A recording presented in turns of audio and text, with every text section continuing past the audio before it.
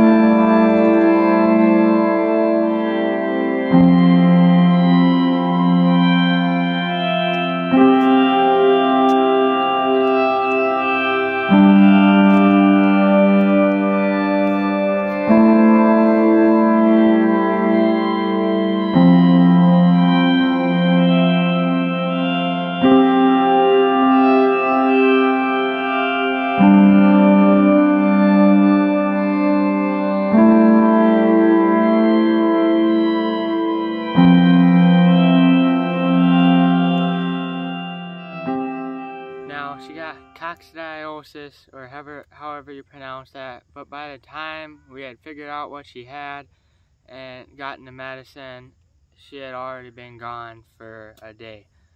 Now, unfortunately, it all happened so fast because she only showed symptoms of being sick for a couple of days before we knew she was sick.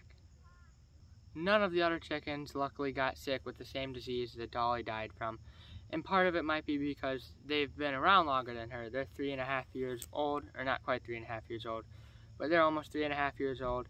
They've been around longer. They're probably more immune to the strain of the disease which lives in the soil than Dolly was, because they lived here longer than Dolly was alive. None of the other chickens luckily got sick with the same disease that Dolly died from, and part of it might be because they've been around longer than her. They're 3.5 years old, or not quite 3.5 years old, but they're almost 3.5 years old. They've been around longer. They're probably more immune to the strain of the disease which lives in the soil than Dolly was, because they lived here longer than Dolly was alive.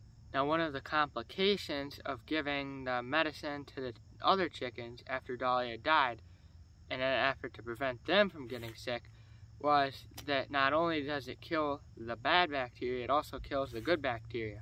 So one common side effect of giving your chickens antibiotics is during the recovery process, your chickens can get sour crap because the bad bacteria overruns the good bacteria in their crop.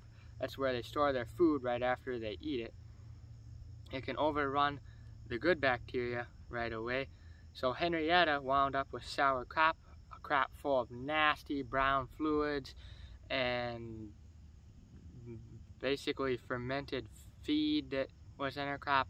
So we took her away from food for a while, didn't let her have normal feed for a few days, but we took her away from food for a while overnight, just gave her water. In the morning her crop was empty, so we were able to give her some scrambled eggs and Greek yogurt for a few days, and that's what she mostly ate, and then she went back to normal feed, and now I'm pleased to say she's fully recovered. So luckily we didn't lose Henrietta as well. The barred rocks, they're all healthy, they didn't get sick, and they didn't get sour crop either.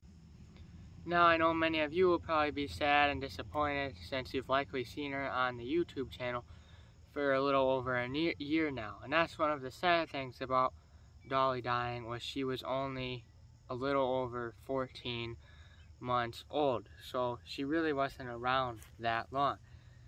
She was Henrietta's best friend. Henrietta was at the bottom of the pecking order until she came along.